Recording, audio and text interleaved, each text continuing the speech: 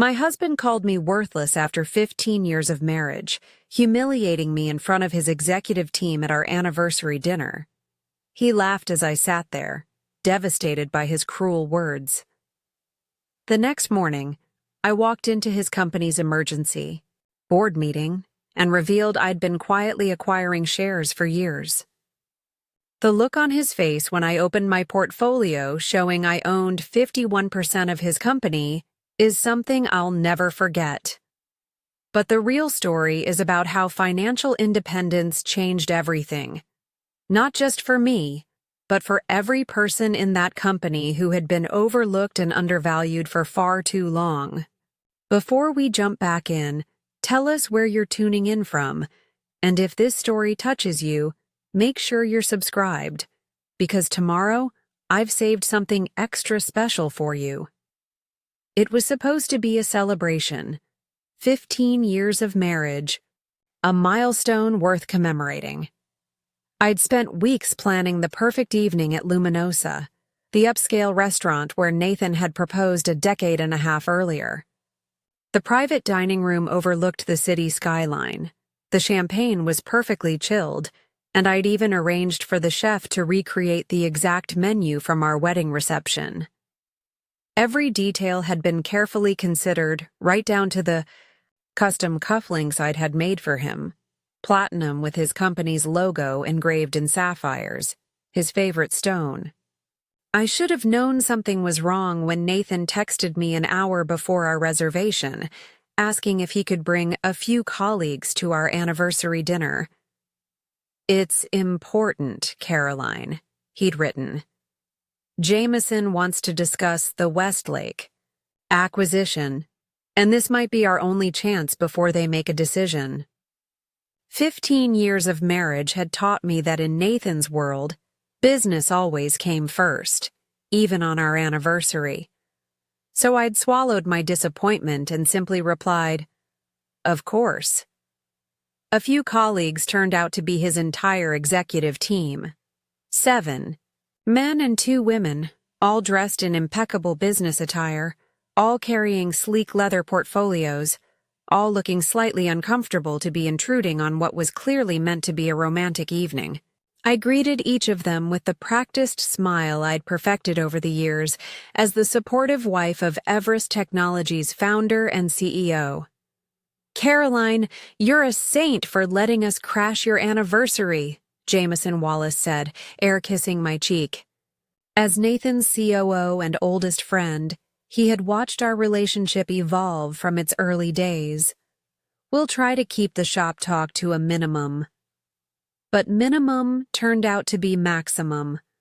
As appetizers were served, the conversation immediately turned to market projections and competitor analyses. I sat quietly, picking at my seared scallops, watching the man I'd married 15 years ago completely forget I was even there. This wasn't unusual. Nathan had grown increasingly absorbed in his company over the years, his ambition expanding with each success.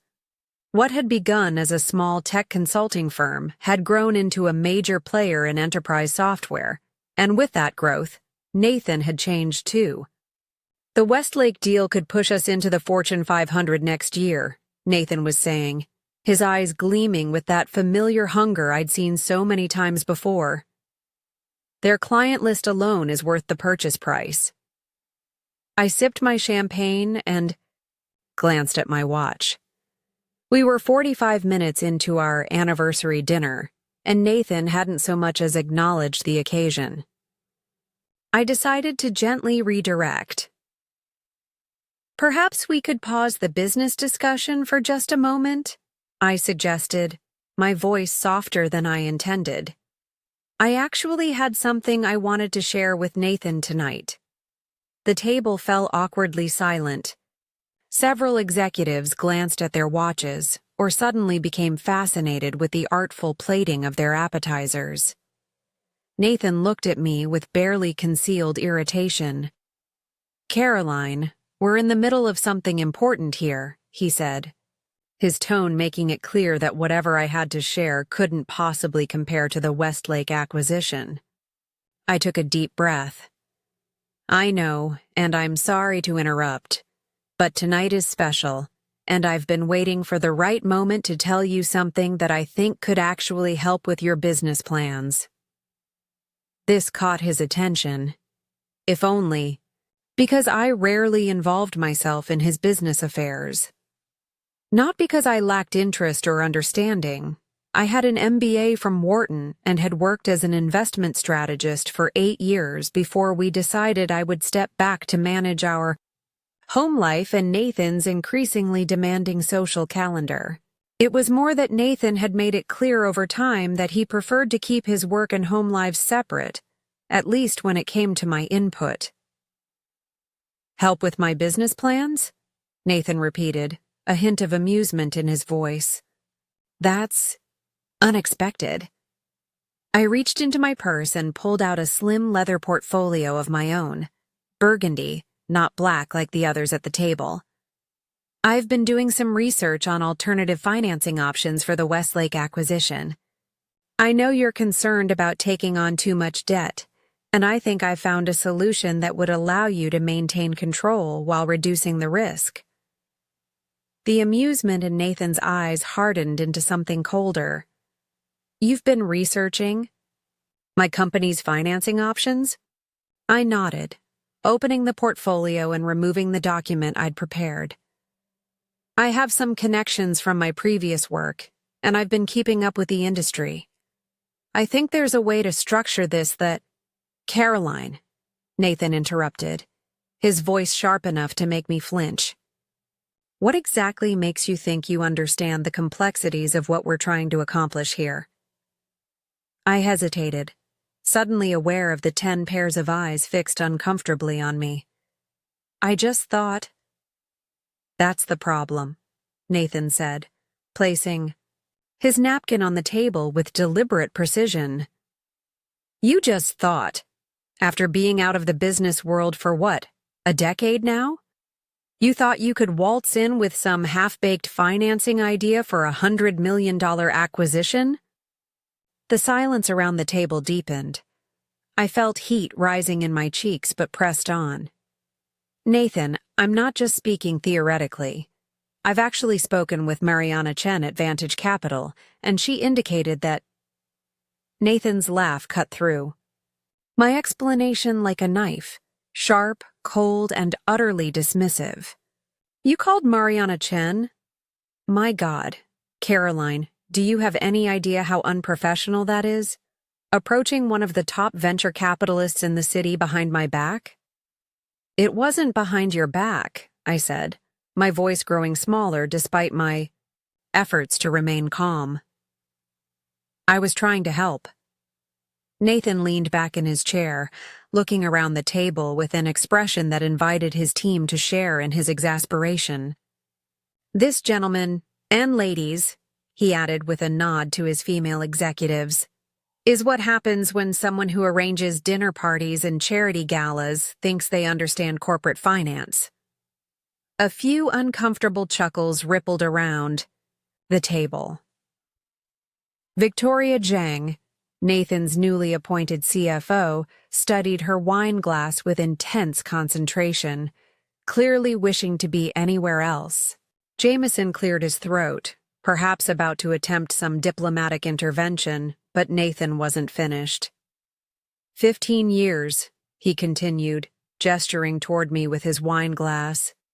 And she still doesn't understand that there's a reason I don't bring my work home. Some people are built for the business world, and others— He paused, his eyes meeting mine with a coldness I'd never seen before. Others should stick to what they're good at, which in your case, Caroline, is spending my money and looking pretty at company functions. The words hit me like physical blows. I sat frozen, the document in my hands suddenly seeming to weigh 1,000 pounds. I was vaguely aware of the shocked expressions around the table, of Jameson's muttered, "Come on, Nathan, that's enough," of the waiter who had appeared with our main courses only to retreat hastily upon sensing the tension. "I'm sorry you feel that way," I managed to say, carefully returning the document to my portfolio. My hands were trembling, but I was determined not to cry. Not here. Not in front of these people. Nathan must have seen something in my expression that sobered him slightly, because his tone softened a fraction. Look, I don't mean to be harsh, but this is precisely why we agreed you'd focus on our home life. You've been out of the game too. Long, Caroline. The business world has changed, and frankly, even when you were in it, you were never exactly on this level. That was the moment something inside me snapped. A clean, decisive break from the person I had allowed myself to become. The dutiful, supportive wife who had gradually surrendered her own ambitions to facilitate her husband's success.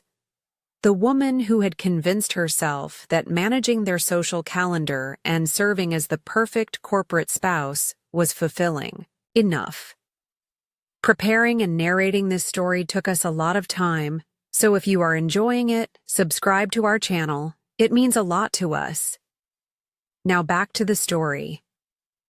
What level would that be, Nathan? I asked, my voice steadier than I expected.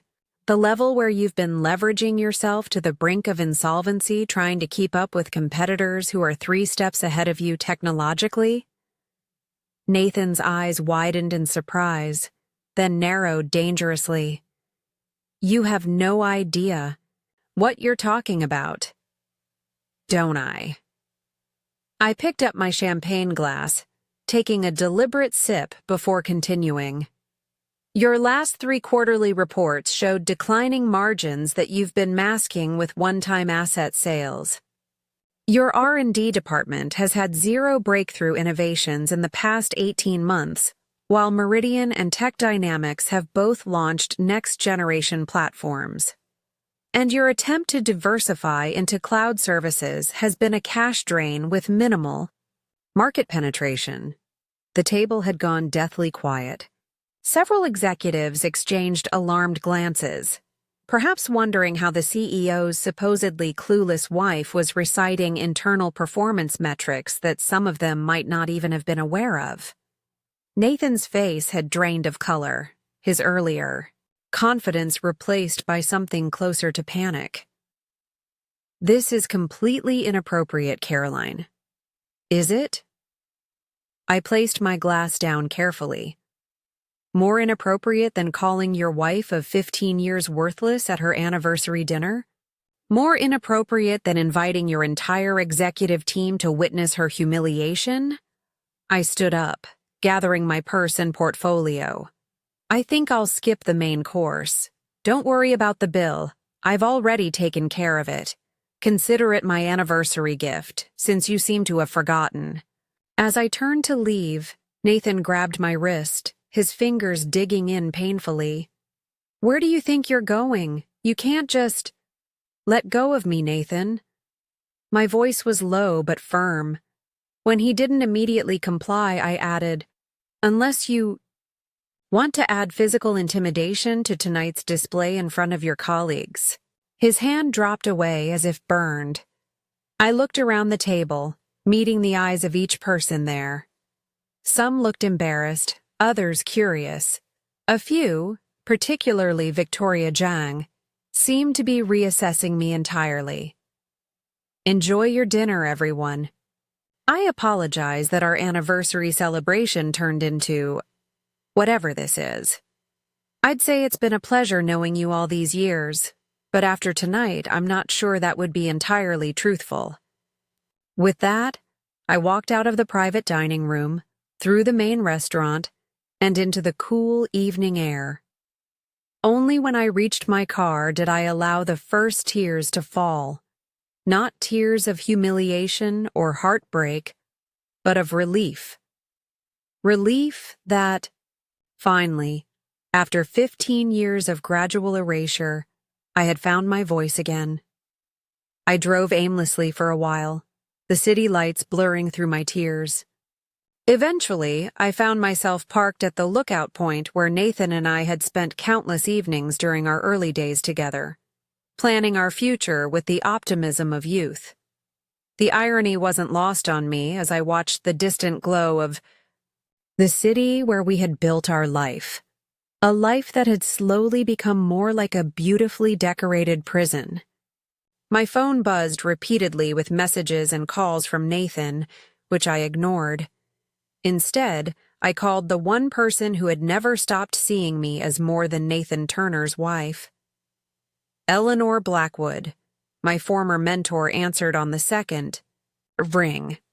"It's Caroline," I said, my voice still unsteady. "I need your advice." Eleanor had been the managing director at Lockhart Investments when I'd worked there, and had continued to rise through the ranks to become one of the most powerful women in finance. She'd never approved of my decision to step back from my career, but had respected my choice enough to maintain our friendship without judgment. "Caroline," her voice immediately softened with concern. "What's happened?"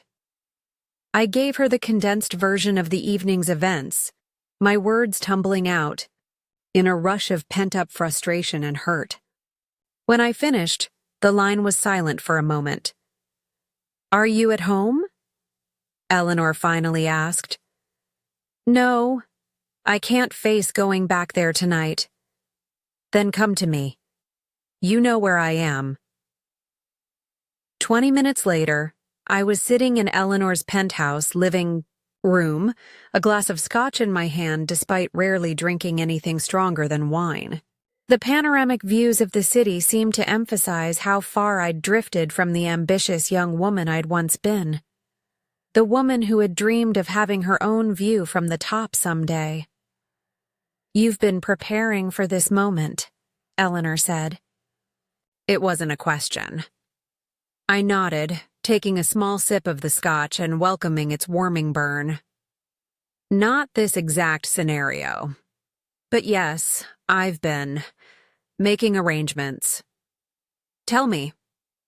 And so I did.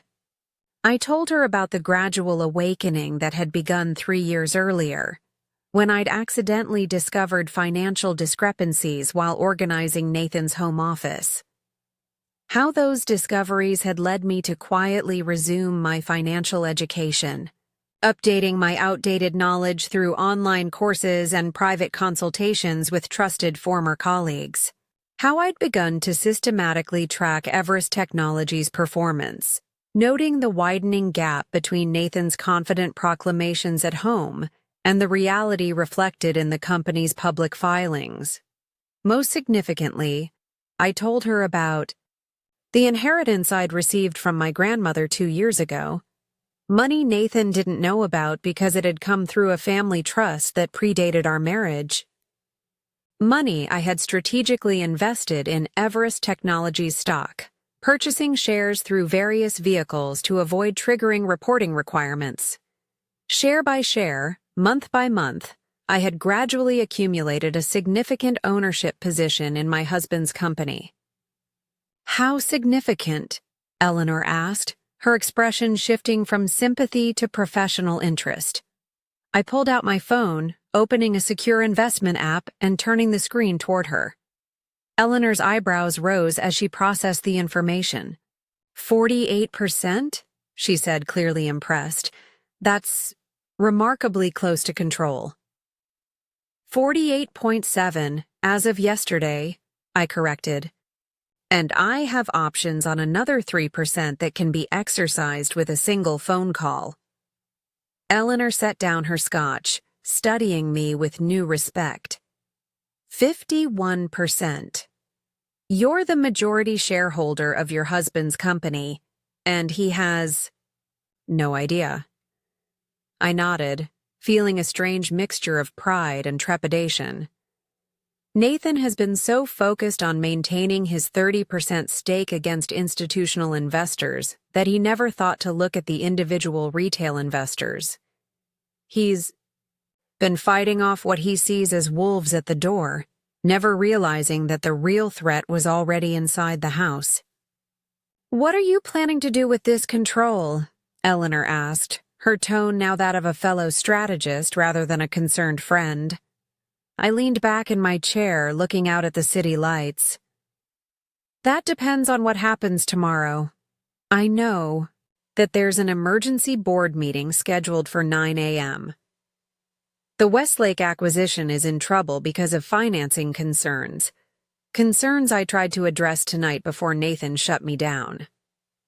If I had to guess, he's going to try to push through a high-risk financing plan that could jeopardize the company's long-term stability for the sake of his ego. And you're going to stop him. I'm going to reveal myself, I corrected. What happens after that is up to Nathan.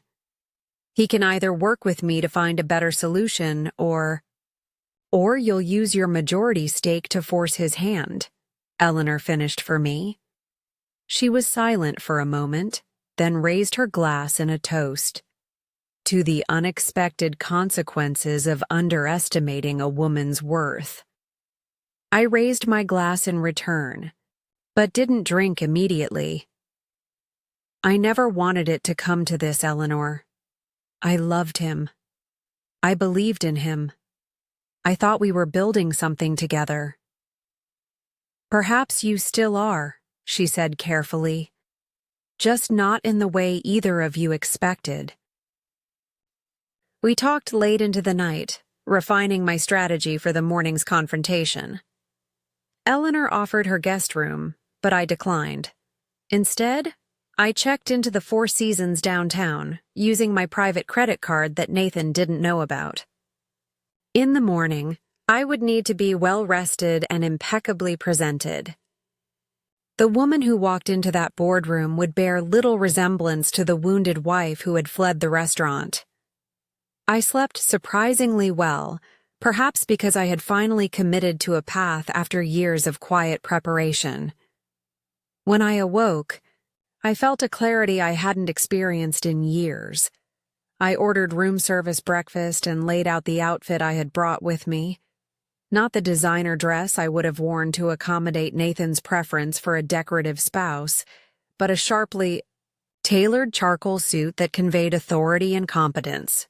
As I dressed, I received a text from Victoria Jang, Nathan's CFO, whom I had always sensed was more perceptive than she let on. Board meeting still 9 a.m. Nathan in damage control mode. Claims you're having emotional issues. Room 712, Everest Tower.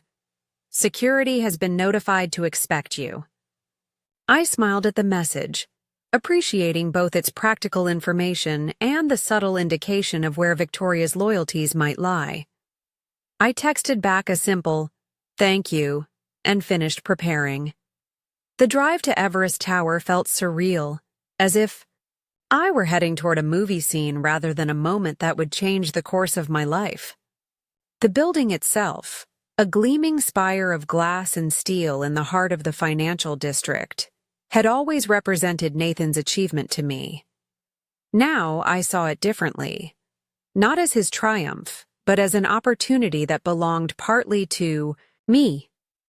At the security desk, I presented my ID and was given a visitor badge without question.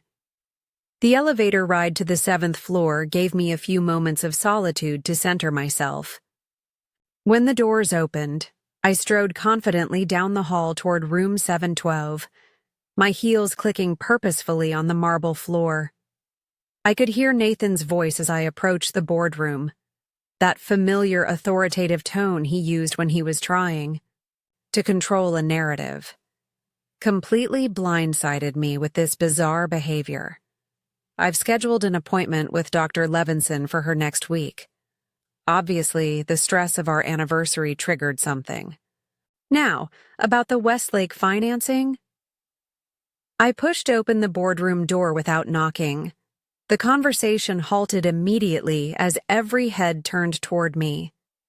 Nathan stood at the head of the long table, a presentation slide showing financial projections frozen on the screen behind him.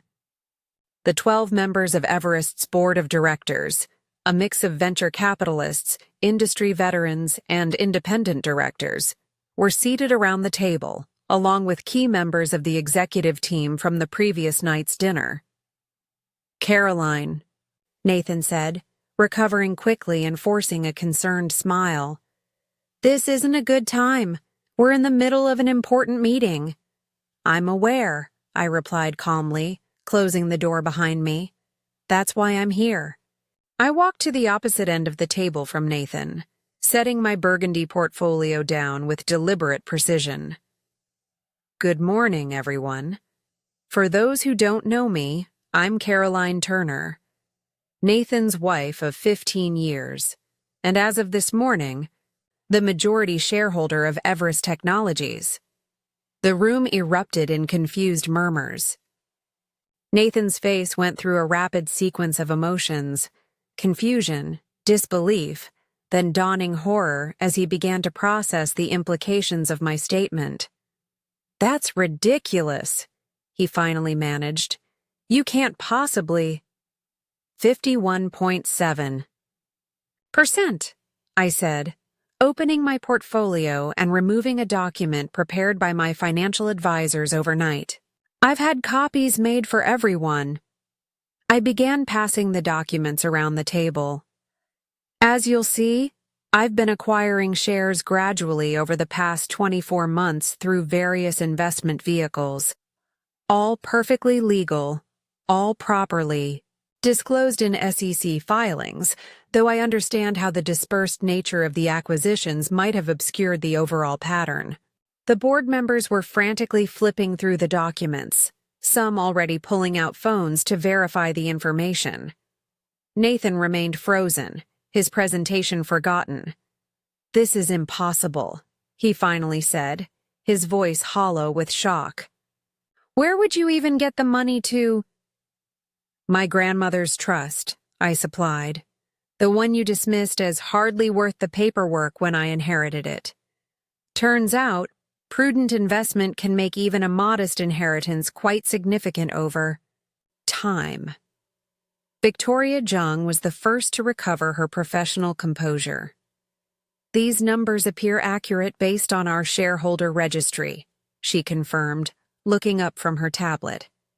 Ms. Turner, or rather, Mrs. Turner, does indeed control a majority stake in Everest Technologies. The room fell silent as the full impact of this revelation settled over everyone present. I remained standing, my posture relaxed but confident, waiting for the inevitable question. It came from Lawrence Bennett, the lead independent director, a silver-haired veteran of the tech industry who had always treated me with polite disinterest at company functions. Mrs. Turner, may I ask what your intentions are given this unexpected development? I smiled, grateful for the direct approach. My intentions, Mr. Bennett, are to ensure Everest Technologies reaches its full potential, starting with a more prudent approach to the Westlake acquisition than what I believe was about to be proposed. Nathan had finally recovered enough to go on the offensive. This is absurd. You can't just walk in here and... Actually, Nathan, that's exactly what a majority shareholder can do, I interrupted, keeping my voice level. But I'm not here to stage a coup. I'm here to offer a partnership. I removed another document from my portfolio, the same one I had attempted to present at dinner the previous night. This is the financing structure I tried to share with you. Yesterday, before you decided that my input was worthless. It would allow us to acquire Westlake without over-leveraging, primarily by bringing in Vantage Capital as a strategic investor, rather than relying entirely on debt. I passed this document around as well. Mariana Chen has already expressed preliminary interest, contingent on due diligence. She believes, as I do, that Westlake's client portfolio complements our own in ways that create significant synergy opportunities. The board members were now studying this second document with intense interest. I could see in their expressions a dawning recognition that what I was proposing actually made financial sense. You've been planning this? Nathan asked, his voice now uncertain rather than dismissive. For how long? I met his gaze directly across the length of the table. I haven't been planning to reveal myself as a majority shareholder, if that's what you're asking. That decision was made last night, after you made it abundantly clear that you wouldn't listen to me as your wife. But I have been preparing to contribute meaningfully to this company's future for quite some time. I looked around the table, addressing the board as a whole. Everest Technologies stands at a crossroads. The Westlake acquisition represents an opportunity, but also a risk if approached incorrectly. I believe that with the right strategy, we can integrate Westlake's assets without compromising our financial stability or our core mission. Lawrence Bennett was nodding thoughtfully. This financing structure, it's actually quite innovative. Reduces immediate leverage while maintaining operational control. Exactly, I agreed. And it leaves room for the necessary investments in R&D that have been repeatedly deferred in recent quarters. Nathan's expression had shifted from shock to something harder to read, a mixture of disbelief, anger, and perhaps, just perhaps, a grudging respect. So what happens now? He asked, his voice carefully controlled. You force me out? Take over as CEO? Is that the revenge you're looking for? I shook my head. This isn't about revenge, Nathan. It never was. It's about value, not just shareholder. Value, though that matters, but the value of every person's contribution. I paused, letting the words sink in. Including mine. I closed my portfolio and placed my hands flat on the table, leaning forward slightly. What happens now is up to you. We can fight this out in a proxy battle that will damage the company and destroy shareholder value. Or we can find a way to work together that acknowledges both your vision in founding this company and my right to have my voice heard. The boardroom was silent, all eyes moving between Nathan and me as they waited for his response.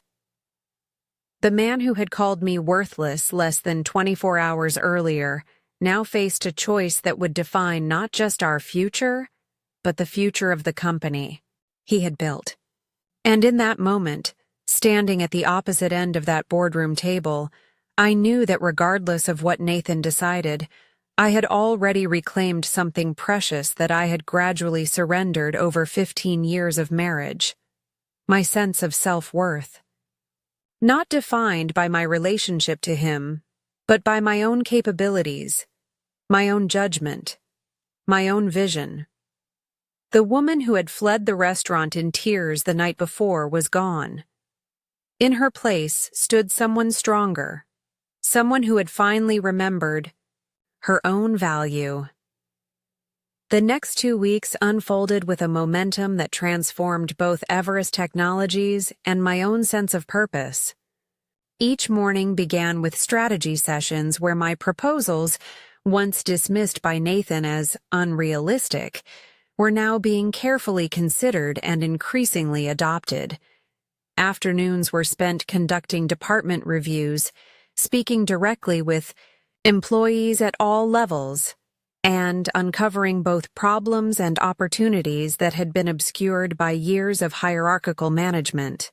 Nathan and I established a careful professional detente, interacting primarily in committee meetings where our exchanges remained cordial but distant. We had yet to have the personal conversation that would determine our future as a couple. That unresolved tension hung between us, acknowledged but temporarily set aside as we focused on the more immediate challenge of Everest's transformation.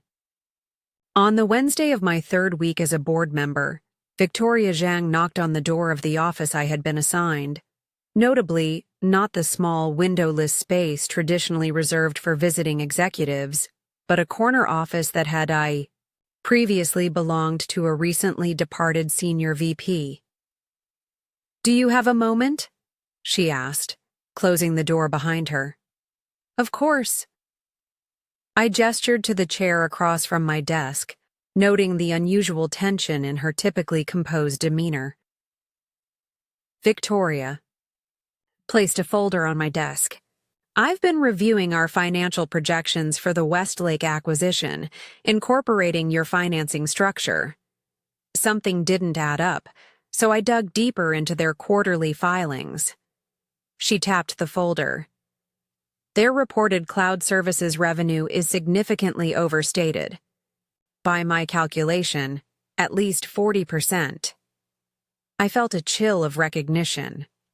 In my own analysis of Westlake, I had noted some discrepancies, but hadn't pursued them with Victoria's level of forensic detail. "You're certain?" I asked, already opening the folder to examine her findings. She nodded grimly. "The pattern is subtle, but unmistakable. They've been recognizing revenue from multi-year contracts up front, instead of amortizing it over the contract term. It artificially inflates their current numbers while creating hidden shortfalls for future quarters." I studied her meticulous analysis, the implications immediately clear. "If this is accurate—" "It is," Victoria interrupted with quiet confidence. "Then we're significantly overpaying for Westlake. The valuation is based on growth metrics that don't reflect reality." Victoria nodded again. "Precisely. And there's more." She hesitated, as if weighing how much to reveal. "Nathan knows." I looked up sharply. "What do you mean he knows?" "I raised concerns about Westlake's accounting practices to him 3 weeks ago, before your arrival on the board. He instructed me to proceed with the acquisition regardless." The revelation settled in my stomach like lead. Nathan had been willing to commit Everest to an overvalued acquisition, despite knowing the target company was misrepresenting its financial performance.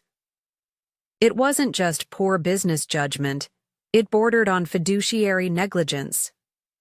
"Why are you telling me this now?" I asked, though I already suspected the answer. Victoria met my gaze directly. "Because the final acquisition agreement goes to the board for approval tomorrow. Because I believe you'll do what's right for Everest, even if it means confronting your husband. And because I've spent 5 years watching my financial expertise be dismissed or overruled when it didn't align with what Nathan wanted to hear." I closed the folder, my decision already made. "Thank you, Victoria. I'll address this immediately." After she left, I sat quietly, contemplating the implications. This wasn't just about money, though the potential financial damage to Everest was significant. It was about integrity, about the culture we were building, about whether truth could prevail over ego and ambition. I picked up my phone and texted Nathan, "We need to talk, now, about Westlake." His response came quickly. "In a meeting, later." "No," I replied firmly. "My office, 10 minutes. Or I call Lawrence Bennett directly." That got his attention. 7 minutes later, Nathan walked into my office, closing the door behind him with barely controlled anger. "Don't ever threaten to go over my head again," he said, remaining standing. Rather than taking the seat I'd indicated, I met his gaze calmly. "I'm not threatening, Nathan. I'm establishing consequences. Sit down." Perhaps it was my tone, or perhaps it was the realization that our power dynamic had irrevocably shifted, but after a moment of tense silence, he sat. I pushed Victoria's folder across the desk to him. "Westlake's financials are manipulated. Their cloud revenue is inflated by at least 40% through improper accounting practices. According to Victoria, you've known this for 3 weeks and proceeded anyway. Why?" Nathan didn't immediately reach for the folder, his expression hardening. Victoria should focus on her job instead of running to you with every concern. Her job is ensuring Everest's financial integrity, which is exactly what she's doing. I leaned forward. Answer the question, Nathan. Why pursue an acquisition you know is overvalued? He exhaled slowly, some of his defensive posture easing. Because we need Westlake's client list and market position. Their accounting issues can be rectified post-acquisition. At what cost? I countered. We'd be paying a premium based on falsified growth metrics. And what message does it send? When we knowingly acquire a company engaged in questionable accounting, what does that say about our own standards? Nathan's jaw tightened. It says we're pragmatic. Every acquisition has issues that need to be cleaned up. This is no different. It is different, I insisted. And you know it. This isn't a minor discrepancy or an accounting interpretation. This is systematic misrepresentation designed to inflate valuation. We stared at each other across the desk, the gulf between our perspectives as wide as the one that had been growing in our marriage. For years. What do you want? He finally asked, his voice low. To kill the deal? To publicly humiliate me by exposing this at tomorrow's board meeting? The accusation stung, especially because it revealed how little he understood my motivations, even after 15 years together. This isn't about humiliating you, Nathan.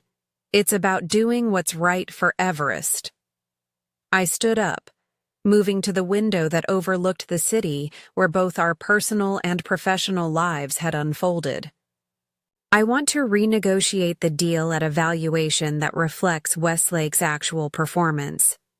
I want full disclosure to our board about the accounting issues we've identified, and I want your commitment that going forward, Everest will operate with complete transparency, even when transparency makes things difficult. When I turned back to face him, I saw something unexpected in Nathan's expression. Uncertainty. For a man who had built his persona around unwavering confidence, this momentary vulnerability was revealing. The board won't approve the acquisition. If we disclose these issues, he said. Not at the current valuation, no, I agreed. But they might at a price that reflects reality. And they'll respect your integrity in bringing the concerns forward yourself. Nathan stood up, pacing the length of my office. You don't understand what's at stake. Our competitors are circling Westlake too. If we delay, if we try to renegotiate now, then we might lose the deal, I finished for him. And that would be unfortunate. But overpaying for a company with manipulated financials would be worse. He stopped pacing, studying me with newfound intensity. You've changed. No, I corrected, gently. I've remembered who I am. There's a difference. The silence that followed was heavy with unresolved questions about Westlake, about Everest's future, about us. Finally, Nathan picked up Victoria's folder. I'll review this again, thoroughly, and I'll have an answer for you before the board. Meeting tomorrow. It wasn't the immediate capitulation part of me had hoped for, but it was progress, an acknowledgement that my concerns warranted serious consideration. As he reached the door, I called after him. Nathan, thank you for listening. He paused, his back still to me. I should have been listening years ago. Maybe we wouldn't be here if I had. With that cryptic remark, he was gone, leaving me to wonder which here he meant. Our professional standoff, our personal estrangement, or both. The next morning, I arrived at Everest Tower early, steeling myself for the board meeting that would determine not just the fate of the Westlake acquisition, but potentially the course of my relationship with Nathan. I had spent a restless night at the Four Seasons, alternating between reviewing Victoria's analysis for any oversights and contemplating what Nathan's ultimate decision would reveal about the man I had married. Victoria was waiting outside the boardroom, her typically immaculate appearance showing subtle signs of strain. A slightly askew collar, a pen tucked behind her ear that she had forgotten to remove. "He called me in at midnight," she said without preamble. "Demanded I walk him through every calculation, every conclusion. He was intense." "And?" I prompted gently. She straightened her collar, professional composure returning. "And he acknowledged the validity of my analysis. Beyond that, I can't say what he intends to do. He dismissed me around 2 a.m. and continued working alone." The boardroom was already filling with executives and board members when we entered. Nathan sat at the head of the table, reviewing documents with Jameson.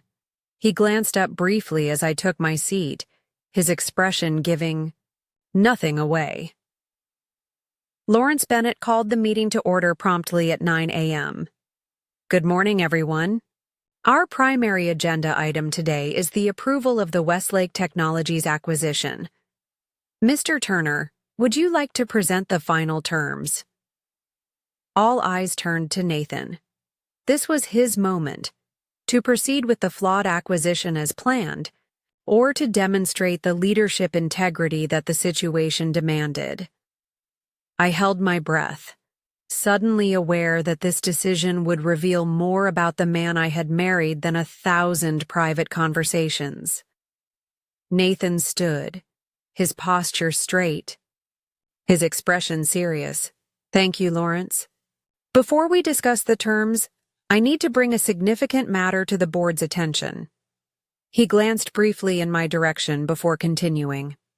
"Yesterday afternoon, our CFO, Victoria Jiang, identified concerning irregularities in Westlake's financial reporting, specifically related to their cloud services revenue. After extensive review, I can confirm that these irregularities are substantial and materially impact Westlake's valuation." A murmur ran through the room. Several board members exchanged alarmed glances. "What kind of irregularities are we talking about?" asked Diane Foster, one of our independent directors with a background in corporate governance. Nathan nodded to Victoria. "Ms. Zhang, would you please brief the board on your findings?" Victoria proceeded to outline her analysis with clinical precision, distributing copies of the report she had prepared overnight. As the board members digested the information, expressions of concern deepened around the table. "Given these findings," Nathan continued when Victoria concluded, "I am recommending that we suspend the acquisition process pending a full forensic audit of Westlake's financials. If we proceed with an acquisition, it should be at a valuation that accurately reflects their true performance." The boardroom fell silent as the implications sank in. It was Jameson who finally broke the silence. "Nathan, with all due respect, we've been pursuing Westlake for months. Our competitors are waiting for any sign of hesitation. If we pull back now, then we protect our shareholders from an overvalued acquisition," Nathan interrupted firmly. "And we maintain the integrity that has defined Everest since its founding." I watched this exchange with a mixture of surprise and, I had to admit, newfound respect. The Nathan Turner who had dismissed my input as worthless at our anniversary dinner would never have voluntarily acknowledged a mistake of this magnitude, especially when proceeding might have served his short-term interests. Lawrence Bennett cleared his throat. "This is unexpected, but I appreciate your transparency, Nathan. The board will need time to consider these findings and determine our next steps regarding Westlake." The remainder of the meeting proceeded with a surreal quality. as the board worked through other agenda items while processing the bombshell Nathan had dropped. Throughout it all, I remained largely silent, observing the subtle shifts in dynamics. The next 2 weeks unfolded with a momentum that transformed both Everest Technologies and my own sense of purpose. Each morning began with strategy sessions where my proposals, once dismissed by Nathan as unrealistic, were now being carefully considered and increasingly adopted. Afternoons were spent conducting department reviews, speaking directly with employees at all levels, and uncovering both problems and opportunities that had been obscured by years of hierarchical management. Nathan and I established a careful professional detente, interacting primarily in committee meetings where our exchanges remained cordial but distant. We had yet to have the personal conversation that would determine our future as a couple. That unresolved tension hung between us, acknowledged but temporarily set aside as we focused on the more immediate challenge of Everest's transformation. On the Wednesday of my 3rd week as a board member, Victoria Zhang knocked on the door of the office I had been assigned. Notably, not the small, windowless space traditionally reserved for visiting executives, but a corner office that had previously belonged to a recently departed senior VP. "Do you have a moment?" she asked, closing the door behind her. "Of course." I gestured to the chair across from my desk, noting the unusual tension in her typically composed demeanor. Victoria placed a folder on my desk. "I've been reviewing our financial projections for the Westlake acquisition, incorporating your financing structure. Something didn't add up, so I dug deeper into their quarterly filings." She tapped the folder. "Their reported cloud services revenue is significantly overstated. By my calculation, at least 40%. I felt a chill of recognition. In my own analysis of Westlake, I had noted some discrepancies, but hadn't pursued them with Victoria's level of forensic detail. "You're certain?" I asked, already opening the folder to examine her findings. She nodded grimly. "The pattern is subtle but unmistakable. They've been recognizing revenue from multi-year contracts up front instead of amortizing it over the contract term. It artificially inflates their current numbers while creating hidden shortfalls for future quarters." I studied her meticulous analysis, the implications immediately clear. "If this is accurate?" "It is," Victoria interrupted with quiet confidence. "Then we're significantly overpaying for Westlake. The valuation is based on growth metrics that don't reflect reality." Victoria nodded again. "Precisely, and there's more." She hesitated, as if weighing how much to reveal. "Nathan knows." I looked up sharply. "What do you mean he knows?" "I raised concerns about Westlake's accounting practices to him 3 weeks ago, before your arrival on the board. He instructed me to proceed with the acquisition regardless." The revelation settled in my stomach like lead.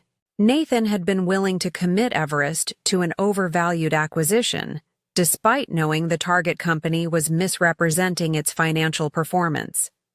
It wasn't just poor business judgment. It bordered on fiduciary negligence. "Why are you telling me this now?" I asked, though I already suspected the answer. Victoria met my gaze directly. "Because the final acquisition agreement goes to the board for approval tomorrow. Because I believe you'll do what's right for Everest, even if it means confronting your husband. And because I've spent 5 years watching my financial expertise be dismissed or overruled when it didn't align with what Nathan wanted to hear." I closed the folder, my decision already made. "Thank you, Victoria. I'll address this immediately." After she left, I sat quietly, contemplating the implications. This wasn't just about money, though the potential financial damage to Everest was significant. It was about integrity, about the culture we were building, about whether truth could prevail over ego and ambition. I picked up my phone and texted Nathan, "We need to talk, now, about Westlake." His response came quickly. "In a meeting, later." "No," I replied firmly. "My office, 10 minutes. Or I called Lawrence Bennett directly." That got his attention. 7 minutes later, Nathan walked into my office, closing the door behind him with barely controlled anger. "Don't ever threaten to go over my head again," he said, remaining standing. Rather than taking the seat I'd indicated, I met his gaze calmly. "I'm not threatening, Nathan. I'm establishing consequences. Sit down." Perhaps it was my tone, or perhaps it was the realization that our power dynamic had irrevocably shifted, but after a moment of tense silence, he sat. I pushed Victoria's folder across the desk to him. "Westlake's financials are manipulated. Their cloud revenue is inflated by at least 40% through improper accounting practices. According to Victoria, you've known this for 3 weeks and proceeded anyway. Why?" Nathan didn't immediately reach for the folder, his expression hardening. "Victoria should focus on her job instead of running to you with every concern. Her job is ensuring Everest's financial integrity, which is exactly what she's doing." I leaned forward. "Answer the question, Nathan. Why pursue an acquisition you know is overvalued?" He exhaled slowly, some of his defensive posture easing. Because we need Westlake's client list and market position. Their accounting issues can be rectified post-acquisition." "At what cost?" I countered. "We'd be paying a premium based on falsified growth metrics, and what message does it send when we knowingly acquire a company engaged in questionable accounting? What does that say about our own standards?" Nathan's jaw tightened. "It says we're pragmatic. Every acquisition has issues that need to be cleaned up. This is no different." "It is different," I insisted, "and you know it. This isn't a minor discrepancy or an accounting interpretation. This is systematic misrepresentation designed to inflate valuation." We stared at each other across the desk, the gulf between our perspectives as wide as the one that had been growing in our marriage for years. "What do you want?" he finally asked, his voice low. "To kill the deal? To publicly humiliate me by exposing this at tomorrow's board meeting?" The accusation stung, especially because it revealed how little he understood my motivations even after 15 years together. "This isn't about humiliating you, Nathan. It's about doing what's right for Everest." I stood up, moving to the window that overlooked the city where both our personal and professional lives had unfolded. "I want to renegotiate the deal at a valuation that reflects Westlake's actual performance. I want full disclosure to our board about the accounting issues we've identified. And I want your commitment that going forward, Everest will operate with complete transparency, even when transparency makes things difficult." When I turned back to face him, I saw something unexpected in Nathan's expression. Uncertainty. For a man who had built his persona around unwavering confidence, this momentary vulnerability was revealing. "The board won't approve the acquisition if we disclose these issues," he said. "Not at the current valuation, no," I agreed. "But they might at a price that reflects reality. And they'll respect your integrity in bringing the concerns forward. Yourself." Nathan stood up, pacing the length of my office. "You don't understand what's at stake. Our competitors are circling Westlake too. If we delay, if we try to renegotiate now, then we might lose the deal," I finished for him. "And that would be unfortunate. but overpaying for a company with manipulated financials would be worse. He stopped pacing, studying me with newfound intensity. "You've changed." "No," I corrected gently. "I've remembered who I am." "There's a difference." The silence that followed was heavy with unresolved questions. About Westlake, about Everest's future, about us. Finally, Nathan picked up Victoria's folder. "I'll review this again, thoroughly, and I'll have an answer for you before the board meeting tomorrow." It wasn't the immediate capitulation part of me had hoped for, but it was progress, an acknowledgement that my concerns warranted serious consideration. As he reached the door, I called after him.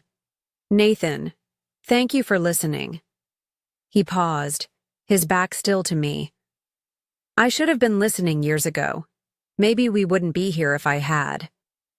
With that cryptic remark, he was gone, leaving me to wonder which here he meant: our professional standoff, our personal estrangement, or both. The next morning, I arrived at Everest Tower early, steeling myself for the board meeting that would determine not just the fate of the Westlake acquisition, but potentially the course of my relationship with Nathan. I had spent a restless night at the Four Seasons, alternating between reviewing Victoria's analysis for any oversights and contemplating what Nathan's ultimate decision would reveal about the man I had married. Victoria was waiting outside the boardroom, her typically immaculate appearance showing subtle signs of strain: a slightly askew collar, a pen tucked behind her ear that she had forgotten to remove. "He called me in at midnight," she said without preamble. "Demanded I walk him through every calculation, every conclusion. He was intense." "And?" I prompted gently. She straightened her collar, professional composure returning. "And he acknowledged the validity of my analysis. Beyond that, I can't say what he intends to do. He dismissed me around 2 a.m. and continued working alone." The boardroom was already filling with executives and board members when we entered. Nathan sat at the head of the table, reviewing documents with Jameson. He glanced up briefly as I took my seat, his expression giving nothing away. "Lawrence." Bennett called the meeting to order promptly at 9 a.m. "Good morning, everyone. Our primary agenda item today is the approval of the Westlake Technologies acquisition. Mr. Turner, would you like to present the final terms?" All eyes turned to Nathan. This was his moment, to proceed with the flawed acquisition as planned, or to demonstrate the leadership integrity that the situation demanded. I held my breath, suddenly aware that this decision would reveal more about the man I had married than 1,000 private conversations. Nathan stood, his posture straight, his expression serious. "Thank you, Lawrence. Before we discuss the terms, I need to bring a significant matter to the board's attention." He glanced briefly in my direction before continuing.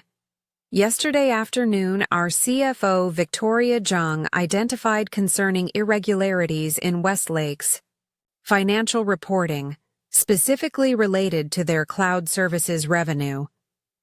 After extensive review, I can confirm that these irregularities are substantial and materially impact Westlake's valuation." A murmur ran through the room.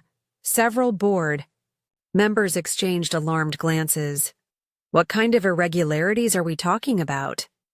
asked Diane Foster, one of our independent directors with a background in corporate governance. Nathan nodded to Victoria.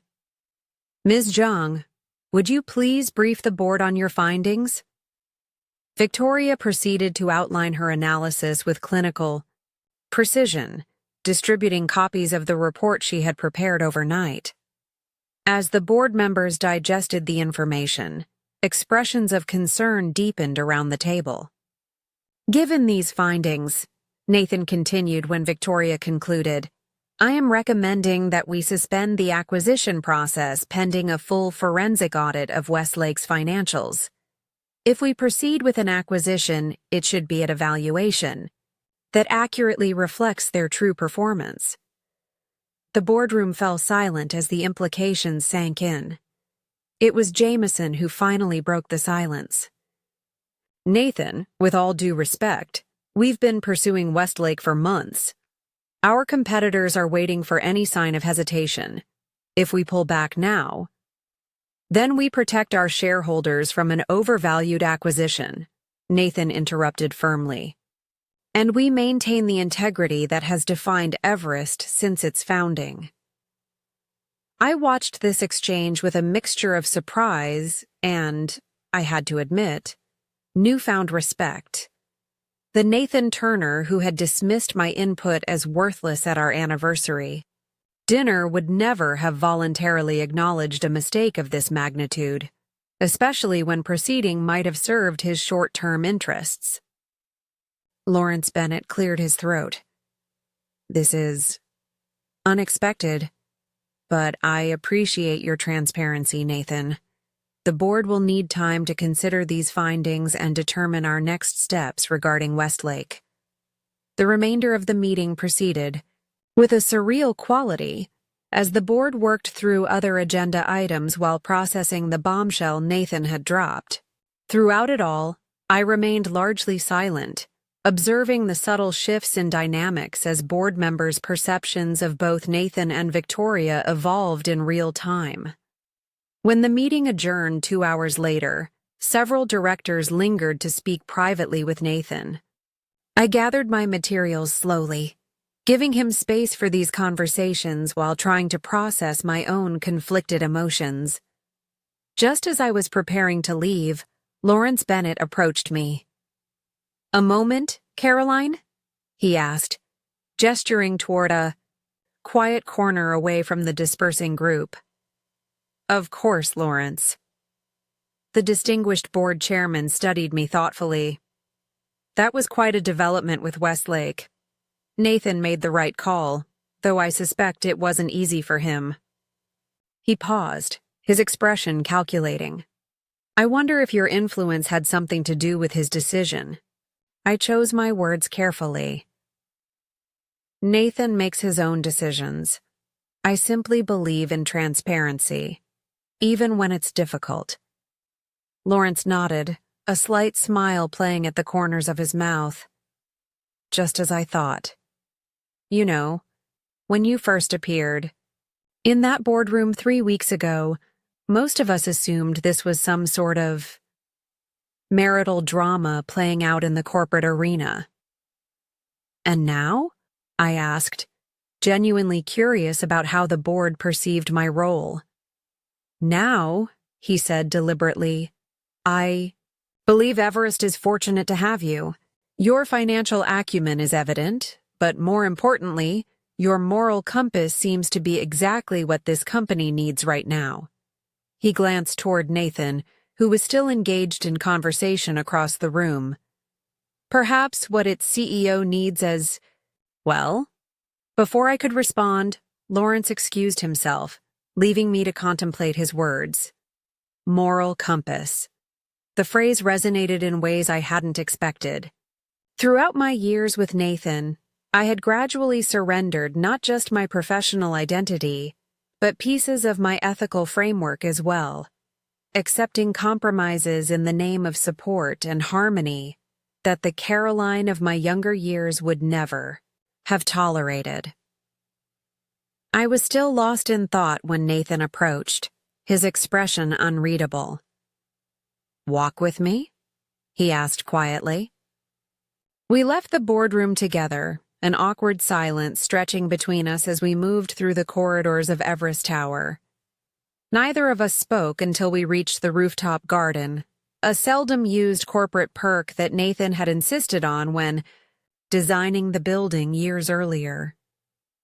The early summer breeze carried the scent of carefully tended herbs and flowers, a stark contrast to the tension between us. Nathan leaned against the stone balustrade, looking out over the city skyline. You were right about Westlake." "It wasn't about being right," I replied, standing beside him but maintaining a careful distance. "It was about doing what's right." Same thing in this case. He turned to face me, his expression more vulnerable than I had seen in years. "Why didn't you publicly confront me in that boardroom?" "You could have. You had the documentation, the authority. You could have shown everyone that I was willing to proceed despite Victoria's warnings." The question surprised me. That would have damaged Everest, and it would have been about revenge, not resolution. I paused, choosing my next words carefully. "I wanted you to make the right choice yourself, because I needed to know if you would, when the stakes were high enough." Nathan was silent for a long moment, absorbing my answer. "And did I pass your test?" "It wasn't a test, Nathan. It was a moment of truth. For all of us." He ran a hand through his hair, a gesture so familiar it sent an unexpected pang through my heart. "We've lost Westlake. Jameson just got word that they've entered exclusive negotiations with Meridian. They must have sensed our hesitation." "We haven't lost anything worth having," I countered.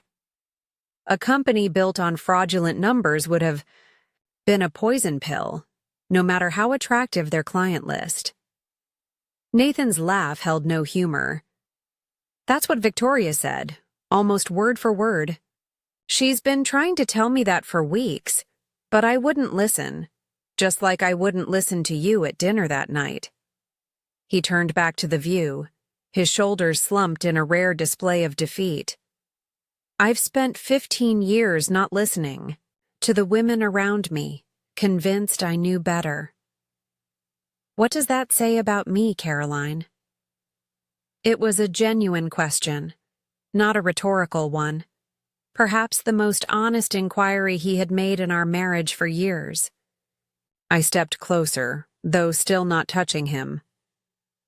"It says you're a product of your success and the world that rewarded it," I replied carefully. "But it also says you're capable of change. Today proved that." He turned to face me again, his expression raw with an emotion I couldn't immediately identify. "I miss you. The house feels empty without you. My life feels empty without you." The words I had longed to hear for so long now filled me with complicated feelings. Part of me ached to return to the comfort of our shared life, to believe that this crisis had catalyzed genuine change. Another part remained wary, protective of the independence and strength I had reclaimed. "I miss aspects of our life together too," I admitted. "But I don't miss disappearing inside your shadow. I don't miss being decorative rather than substantive. I don't miss silencing my own knowledge and intuition to preserve your ego." Nathan flinched slightly at each point, but didn't interrupt or defend himself. Another departure from his typical pattern. When I finished, he nodded slowly. "I deserve that. All of it." He hesitated, then added, "I've been seeing Dr. Reynolds, twice so far." The revelation stunned me. Nathan had always dismissed therapy as unnecessary navel-gazing for people too weak to fix their own problems. The fact that he had voluntarily sought help from the renowned executive psychologist indicated a level of self-reflection I hadn't thought him capable of. "What prompted that?" I asked. "You. That night at dinner when I saw your face after what I said." He shook his head, seemingly at a loss for words. "And then, the next morning, when you walked into that boardroom, not as my wounded wife, but as a formidable businesswoman in your own right. It was like seeing you clearly for the first time in years." He paused, swallowing visibly, and not liking who I had become in the process. The admission hung between us, weighty with implications for both our professional and personal relationship. Before I could respond, Nathan's phone buzzed with an incoming call. He glanced at it and grimaced. "It's Jameson. Probably more fallout from Westlake." "You should take it," I said, grateful for the momentary reprieve from emotional intensity. "We can continue this conversation later." Nathan hesitated, then nodded. "Dinner? Tonight? Not at home?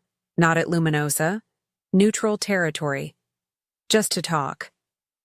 I considered the invitation, weighing my lingering hurt against the undeniable signs of potential change. "Okay, Diego's at 7:30.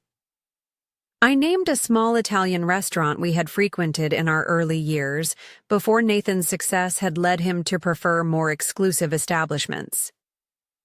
"Diego's," he agreed, a flicker of surprise and perhaps appreciation crossing his face.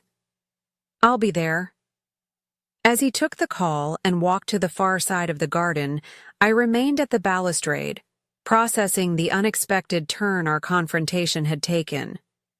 Nathan's admission about therapy, his acknowledgement of his failures, his willingness to sacrifice the Westlake acquisition rather than compromise Everest's integrity, all suggested possibilities I hadn't dared consider when I walked into that boardroom 3 weeks ago. Yet caution tempered my hope. People rarely changed fundamentally, especially those who had found success through their existing patterns.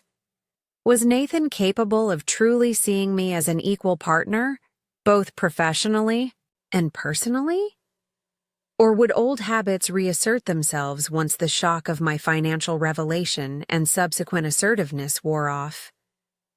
I was still contemplating these questions when Victoria found me an hour later, after Nathan had returned to his office to deal with the Westlake fallout.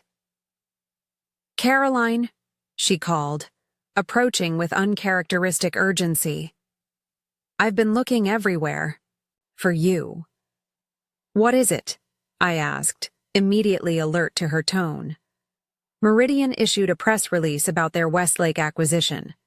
They're positioning it as a strategic coup against Everest, implying we couldn't close the deal because of financial weakness. She handed me her tablet, displaying the business news site where the story was breaking. "The market is reacting. Our stock is down 7% already and falling." I scanned the article quickly, noting the carefully crafted narrative that painted Everest as a fading force being outmaneuvered by more agile competitors. It was a deliberate attempt to capitalize on our withdrawal from the Westlake negotiations, spinning it as evidence of deeper problems. "Where's Nathan?" "On an emergency call with Jameson and the PR team. They're drafting a response, but—" Victoria hesitated. "But it's reactive, not proactive," I finished for her. "And it won't address the underlying concern about why we withdrew." She nodded. "Exactly. We can't publicly disclose Westlake's accounting issues without evidence, which means we can't explain our real reason for stepping back." I considered our options, mind racing through potential strategies. We need to change the narrative, not just about Westlake, but about Everest's entire direction. An idea began to form, bold, risky, but potentially transformative. "Victoria, what if we announced our own acquisition today? Something completely unexpected that would overshadow the Westlake story?" Her eyes widened. "Do we have a target ready? Due diligence complete?" "Not a traditional acquisition target, no. But what about Blue Shift Technologies?" Victoria stared at me in disbelief. "The AI startup? They're not for sale. Their founder has rejected multiple offers, including one from Nathan 2 years ago." She rejected those offers because they would have relegated her to a subordinate role post-acquisition, I replied. But what if we proposed something different? A true partnership that preserved her leadership and integrated her technology. Across our platform? Melissa Chen is notoriously independent, Victoria cautioned. What makes you think she'd consider it now? I smiled slightly. Because Melissa and I attended Wharton together. We've maintained a friendship, even as our professional paths diverged. I know what matters to her, and it isn't money. It's recognition of her vision and autonomy to execute it. Victoria's expression shifted from skepticism to calculated interest. A Blue Shift acquisition would be a game changer. Their AI capabilities are years ahead of anything we have, and their integration would position us at the forefront of the industry. She paused, thinking through the implications. But Nathan? We'll need to be convinced, I acknowledged. Which is why I'm going to call Melissa right now to gauge her interest before bringing this to him. If she's receptive, we'll have a concrete alternative to present, rather than just a theoretical possibility. 20 minutes later, I knocked. On Nathan's office door, Victoria beside me. Inside, Nathan was pacing while Jameson and the PR director, Alicia Kent, debated response strategies to the Meridian announcement. All three looked up at our entrance, Nathan's expression shifting, from stress to curiosity when he saw our barely contained excitement. We have a counterplay, I announced without preamble. Nathan raised an eyebrow. I'm listening. Blue Shift Technologies. Melissa Chen is open to acquisition talks, real ones. Not the subordination offer from 2 years ago. She'd remain CEO of a semi-autonomous division within Everest, with a board seat and equity compensation. Their AI platform would integrate across our entire product line, leapfrogging us ahead of Meridian and every other competitor in the space. The room fell silent as the implications sank in. It was Jameson who recovered first. Blue Shift has rejected every acquisition offer on the market. Why would they consider us now, especially with our stock dropping? Because Caroline has a personal relationship with Melissa Chen, Victoria interjected. And because our offer is structurally different from the others. It's a true strategic integration, not a corporate absorption. Nathan studied me intently, processing this unexpected development. You've already spoken with her? Preliminary conversation only, I assured him. Testing receptiveness before bringing it to you. She's willing to meet. Tonight. Both of us. Together. Nathan glanced at Jameson, then back to me. Both of us? As equal partners representing Everest, I confirmed. That's non-negotiable for her. She wants to see that this is a company where women's leadership is valued, not just tolerated. I could see the wheels turning in Nathan's mind, weighing pride against pragmatism, old patterns against new possibilities. Acquiring Blue Shift would be a masterstroke that would not only counter the Westlake narrative, but potentially transform Everest's market position overnight.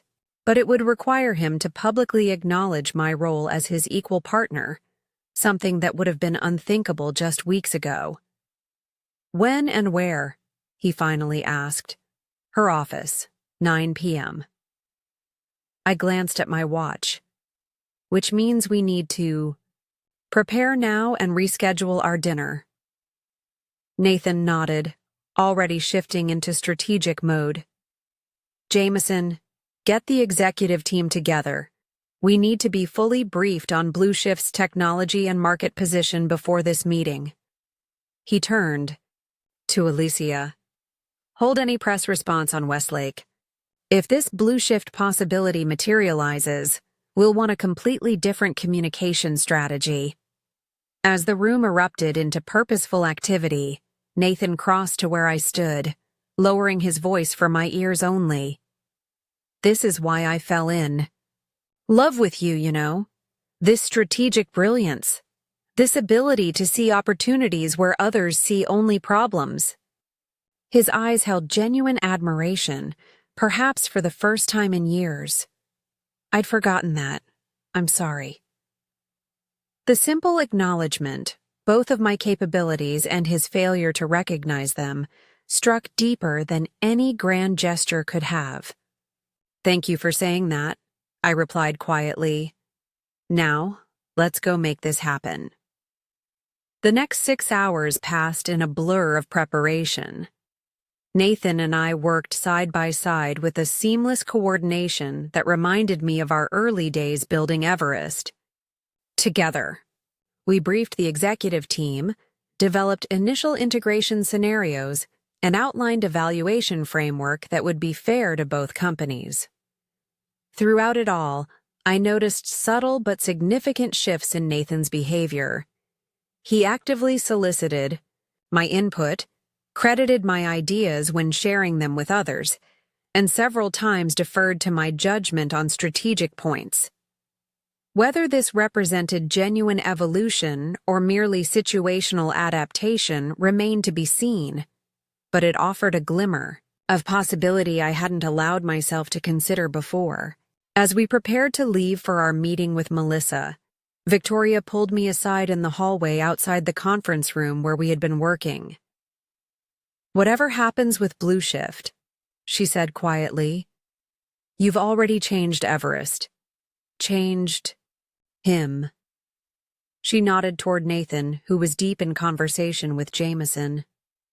3 weeks ago, he would never have disclosed the Westlake issues to the board. He certainly wouldn't be considering an acquisition structure that shares power rather than consolidates it. People can surprise you, I replied, watching Nathan with mixed emotions. Sometimes even themselves. Victoria smiled slightly. I've updated the special committee materials for tomorrow's meeting to include preliminary Blue Shift integration scenarios, just in case tonight goes well. Always thinking ahead, I noted with appreciation. Thank you, Victoria, for everything. As Nathan and I rode the elevator down to the waiting car, a companionable silence fell between us. Not the strained quiet of recent weeks, but something more thoughtful. Just before the doors opened to the lobby, he turned to me. Whatever happens with Melissa tonight, he said, echoing Victoria's phrasing without knowing it. I want you to know I'm grateful. Not just for the Blue Shift opportunity, but for forcing me to see what I was becoming, what I was losing. He hesitated, then added softly, who I was losing. The elevator doors opened before I could respond, returning us to the public sphere where professional masks prevailed. But as we walked through the lobby toward the future that awaited us, both corporate and personal, I allowed myself to consider, for the first time since that disastrous anniversary dinner, that perhaps not everything broken was beyond repair. Some transformations began with catastrophe but ended in unexpected renewal. Perhaps ours would be among them. The Blue Shift Technologies office couldn't have been more different from Everest Tower's corporate opulence. Located in a converted industrial space on the edge of the city's emerging tech district, it featured exposed brick walls, open collaborative spaces, and a distinct energy that vibrated through the air even at 9 p.m. As Nathan and I were led through the main workspace toward Melissa's office, I noticed him taking in the environment with curious attention. Different from your last visit? I asked quietly. He nodded. They were in a smaller space then. Less established. His gaze lingered on a wall displaying Blue Shift's core values, prominently featuring collaborative innovation and diverse perspectives drive breakthroughs. Melissa Chen greeted us at her office door, a glass-walled space that maintained visual connection to the team still working late into the evening. At 38, she carried herself with the quiet confidence of someone whose brilliance had been repeatedly validated in a field that had initially resisted her leadership. Her handshake with Nathan was cordial but reserved, her embrace with me warm and genuine. "Caroline," she said, her smile reaching her eyes, "it's been too long. You look powerful." I laughed. "That's a new descriptor for me, but I'll take it." "It suits you." Melissa gestured for us to sit at the round table in her office, rather than creating the hierarchical dynamic of her desk. "So, Everest Technologies wants to talk acquisition after all these years." Nathan leaned forward slightly. "We want to talk partnership," he corrected. "Which I understand is a significant shift from my position 2 years ago." Melissa's eyebrows rose slightly at his directness. "Indeed it is. What changed your mind, Mr. Turner?" Nathan glanced at me, something unspoken passing between us. "Several things. Market realities, competitive pressures." He paused. "And a profound recalibration of how I value diverse perspectives within Everest's leadership." Melissa's expression remained skeptical. "That's a carefully crafted answer, but I'll need more than corporate speak to consider bringing my company under the Everest umbrella." "You're right," Nathan acknowledged, surprising me with his candor. "The truth is, I've spent years believing that leadership required singular vision and authority. That model brought Everest success for a time. But it's also created blind spots that our competitors are exploiting. Your AI platform represents not just a technological advantage, but a different way of approaching problems. Collaborative, adaptive, learning from diverse inputs." He gestured toward me. "Caroline saw this opportunity when I couldn't. She recognized not just Blue Shift's technical superiority, but the alignment between your company culture and where Everest needs to evolve. The fact that I'm sitting here tonight is testament to my recognition that this evolution is necessary." Melissa studied Nathan carefully before turning to me. "And you, Caroline? After 15 years supporting Nathan's vision from the background, you've suddenly emerged as a corporate strategist with a controlling stake in Everest. That's quite the plot twist." I smiled at her characteristic directness. "Not suddenly, Mel. I've been quietly building my position and knowledge base for years. But you're right that circumstances recently forced a more dramatic revelation than I had planned." "Does this partnership idea come from genuine conviction or crisis management?" Melissa asked, ever the straight shooter. "Meridian's press release about Westlake hit the business pages this afternoon. Your stock took a significant hit." "Both," I admitted. "The timing is accelerated by current circumstances, but the strategic logic is sound regardless. Blue Shift's AI capabilities integrated across Everest's enterprise platform would create something neither company could achieve independently." Melissa nodded thoughtfully. "And my role in this partnership?" "CEO of Blue Shift as a semi-autonomous division within Everest," Nathan replied.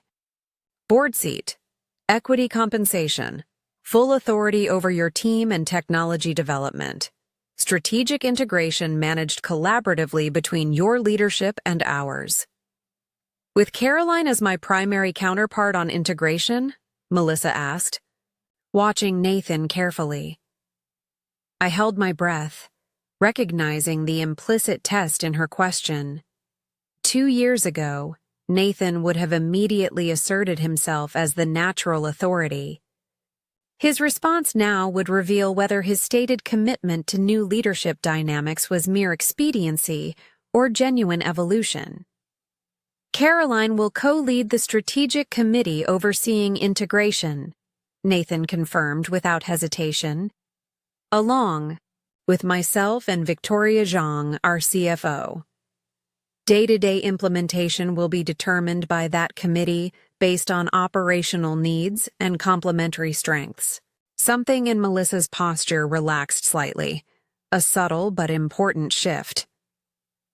That's encouraging to hear. But I'd need these terms formalized in ways that couldn't be easily undone if corporate winds shift. Absolutely, I agreed.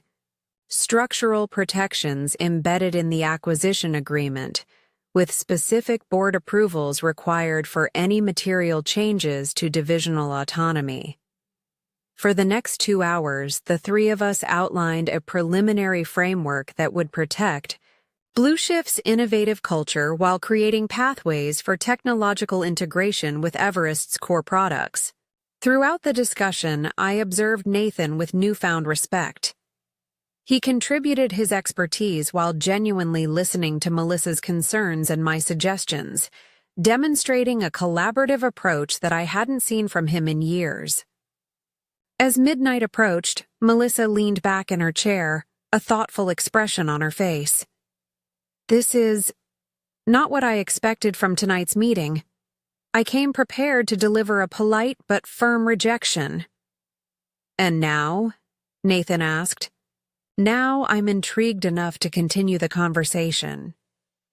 She looked between us. I'll need to discuss this with my executive team and investors, of course. But if you can formalize these terms in a letter of intent by Friday, I'm willing to enter. Exclusive negotiations for the next 30 days. The significance of this concession wasn't lost on any of us.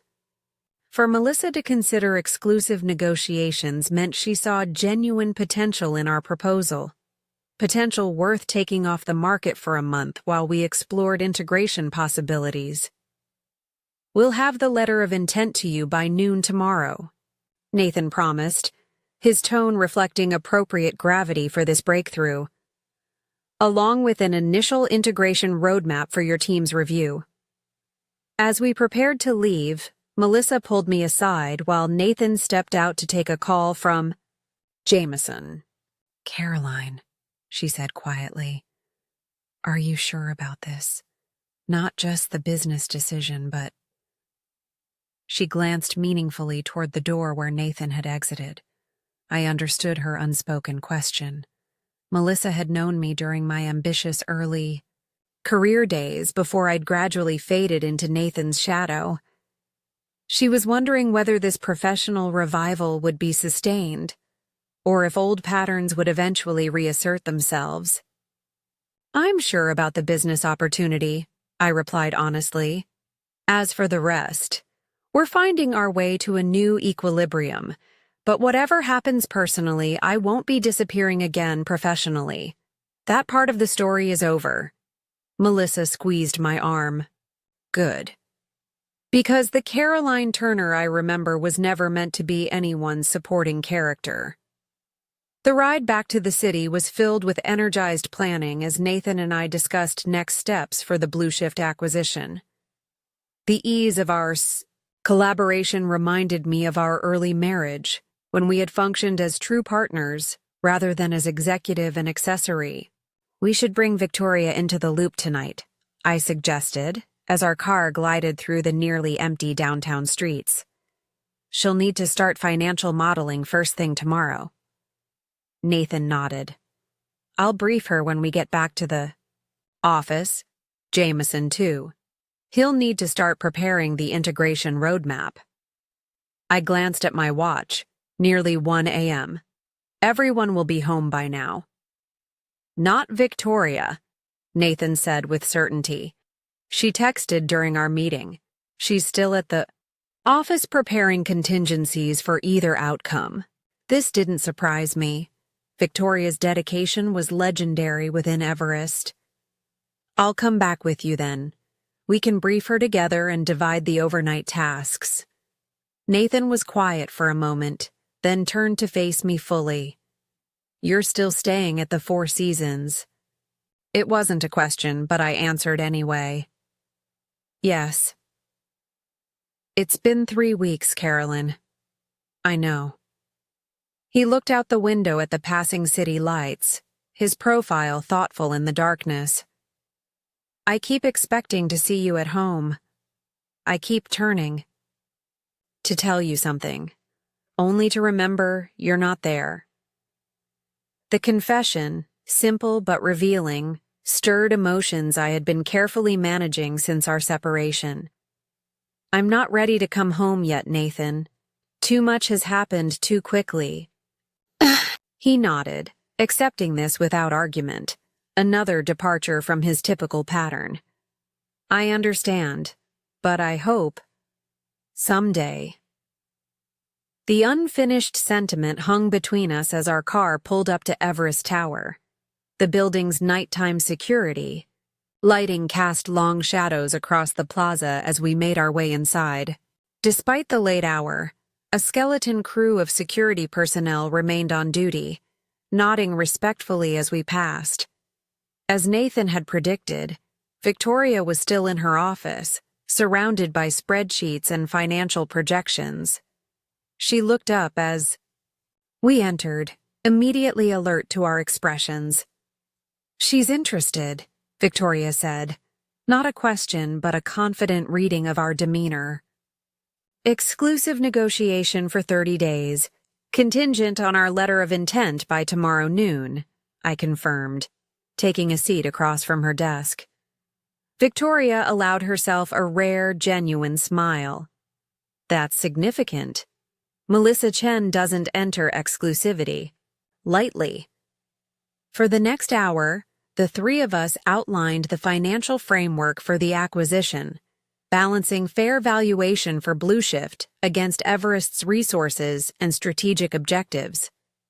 Victoria absorbed our report of the meeting details, occasionally asking incisive questions that revealed her deep understanding of both companies' positions. We'll need board approval to formalize the letter of intent, she noted, making notations in her ever-present leather-bound notebook. I suggest an emergency session first thing tomorrow, 7 a.m. Nathan nodded. I'll contact Lawrence tonight. Given the Westlake situation and Meridian's press release, I doubt he'll object to the timing. I'll prepare the financial overview. For the board? Victoria offered, already organizing her materials, including preliminary integration projections based on tonight's discussion. And I'll draft the strategic rationale, I added, focusing on the complementary technologies and market positioning. Nathan watched our effortless coordination with a thoughtful expression. I'll handle the board politics and prepare responses to the inevitable questions about dramatic strategic shifts. With our tasks allocated, we prepared to disperse for what remained of the night. Victoria left first, documents carefully organized in her briefcase, promising to return by 6 a.m. with completed financial models. Nathan and I walked together toward the executive elevator bank, our footsteps echoing in the deserted corridor. The late hour and shared purpose had created an unexpected intimacy between us, a reminder of what we had once been to each other before success and ego had eroded our partnership. You know, Nathan said as we waited for the elevator, in all the years I've run Everest, I don't think I've ever had a strategic session as productive as tonight's. Because you were actually listening, I observed, without judgment in my tone. To Melissa, to Victoria, to me. The elevator arrived with a soft chime, but Nathan made no move to enter. To women, you mean? Yes, I acknowledged, but not just any women. Women with expertise and perspectives that complement your own. That's the breakthrough, Nathan. Not seeing diversity as a corporate checkbox, but as a strategic advantage. He considered this, the familiar furrow appearing between his brows, a sign he was genuinely processing new information rather than formulating a defense.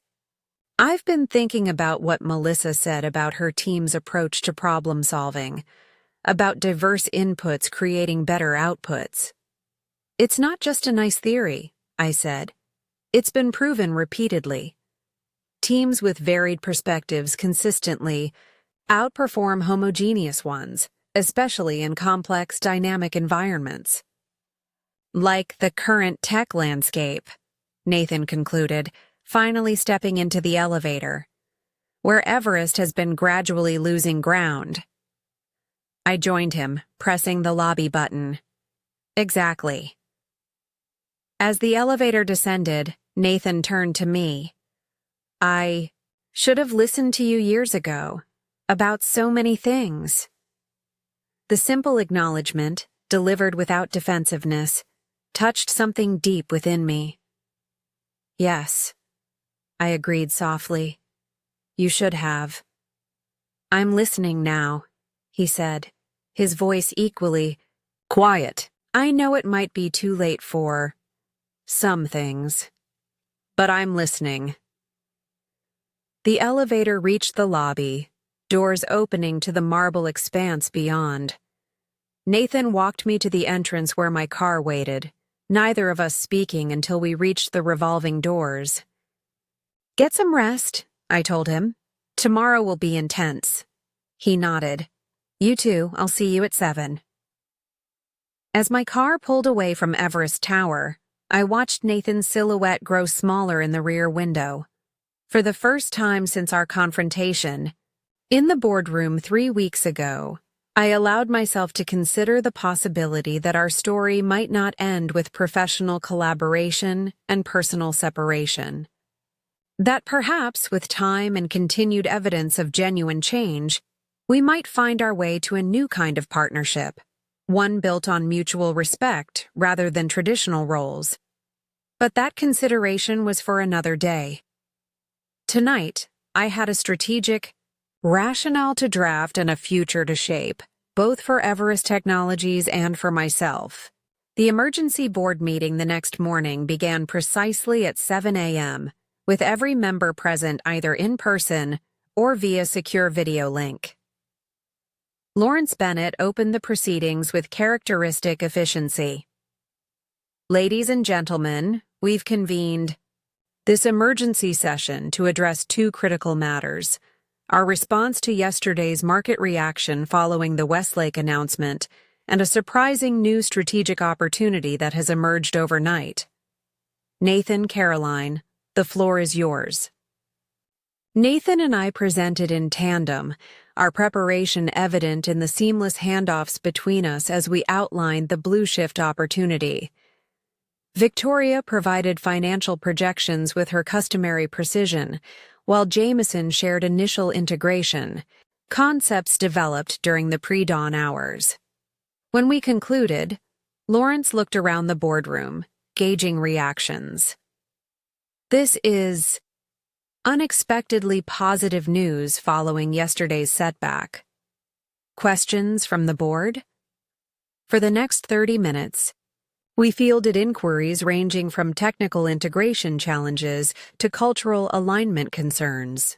Throughout, I noticed board members increasingly directing questions to me as well as Nathan, a subtle but significant shift in how they perceived my role within Everest's leadership. Diane Foster, our governance expert, posed the final and, perhaps most pertinent question. This partnership structure represents a significant departure from Everest's traditional acquisition approach. What prompted this evolution in thinking? Nathan glanced at me before answering. Recent events have clarified certain truths about leadership effectiveness, he said carefully. The most successful companies today aren't those with the most dominant individual leaders, but those that effectively harness diverse perspectives and complementary strengths. He gestured toward me. Caroline recognized this before I did. She saw not just Blue Shift's technological value, but the strategic advantage of Melissa Chen's collaborative leadership model. Our proposal reflects this recognition. that sometimes the best way to lead is to create structures where multiple voices can thrive. The board's vote was unanimous. By 8:15 a.m., we had formal approval to proceed with the letter of intent. Victoria departed immediately to finalize the financial terms, while Jameson coordinated with legal to draft the document. As the boardroom emptied, Lawrence approached Nathan and me. "Remarkable turnaround from yesterday," he commented. "Though, I suspect this blue shift opportunity didn't materialize quite as suddenly as it appeared to the board." I smiled slightly. The strategic logic has been evident for some time. The timing, however, was accelerated by circumstances. "Opportune circumstances, as it turns out," Lawrence observed. "Sometimes pressure reveals possibilities that comfort conceals." He glanced between us. "The board has noticed your effective partnership these past few weeks. It's been refreshing to see Everest's leadership expanded and enriched." With that pointed observation, he excused himself, leaving Nathan and I alone in the boardroom. "He's right, you know," Nathan said after a moment, "about our partnership. I'd forgotten how formidable we are together." Before I could respond, my phone buzzed with a message from Melissa. "Executives briefed, investors supportive. Ready when you are." I showed the message to Nathan, whose expression brightened. Let's not keep her waiting. The next 12 hours passed in a whirlwind of activity as teams from both companies worked to finalize the letter of intent. By noon, the document was ready, incorporating all the key points from our late-night discussion with Melissa. By 3 p.m., both companies' legal teams had reviewed and approved the language.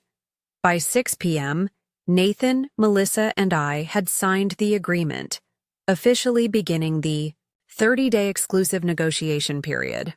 At 8 a.m. the following morning, a joint press release hit the financial wires.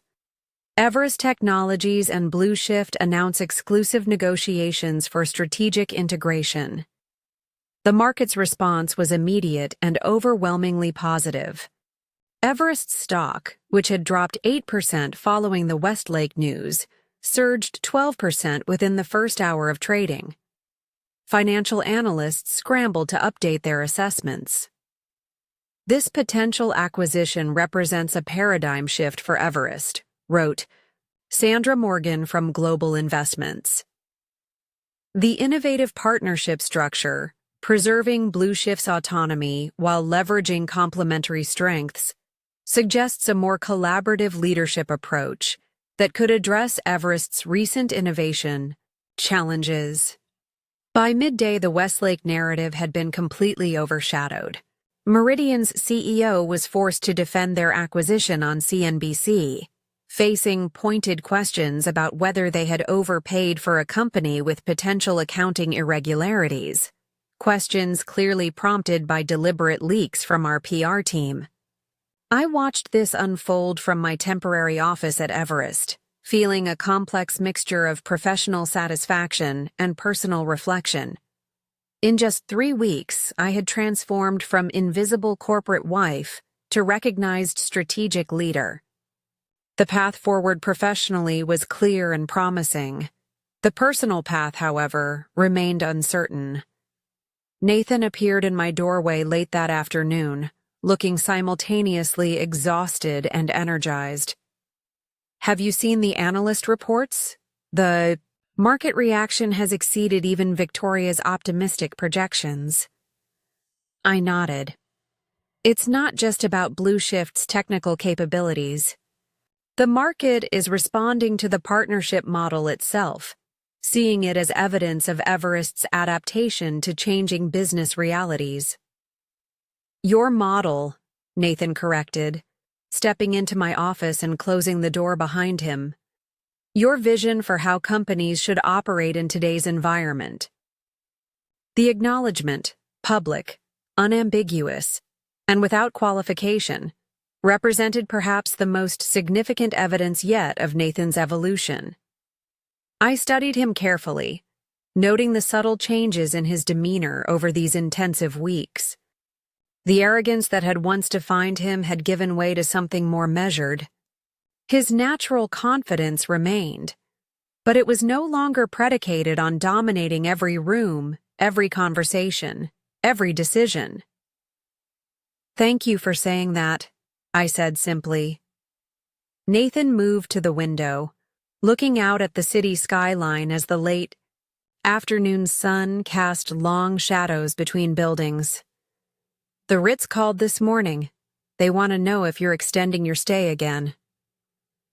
The apparent non sequitur caught me off guard. After our first week apart, I had moved from the Four Seasons to a longer-term suite at the Ritz-Carlton, rightly anticipating that our separation wouldn't be quickly resolved.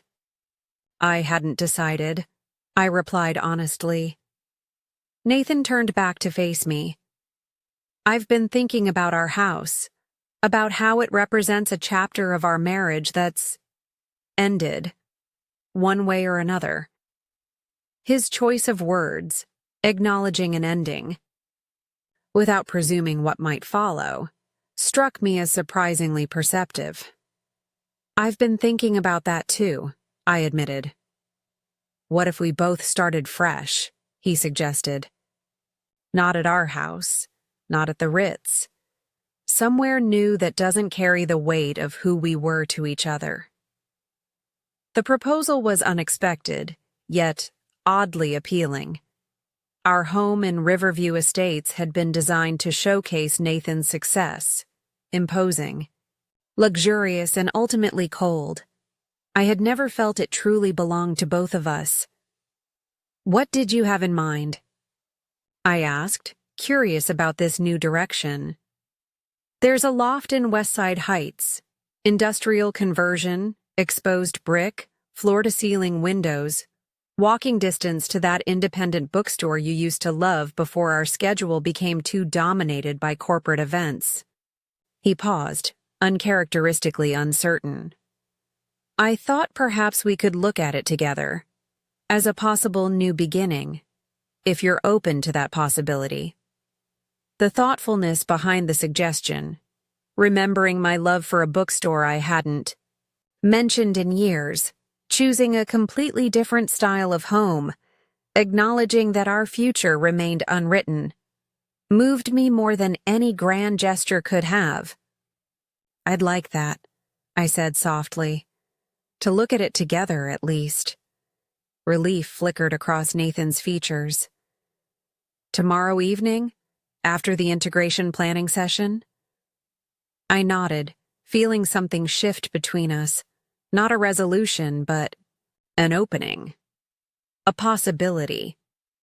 The integration planning session the next day brought together key executives from both Everest and Blue Shift.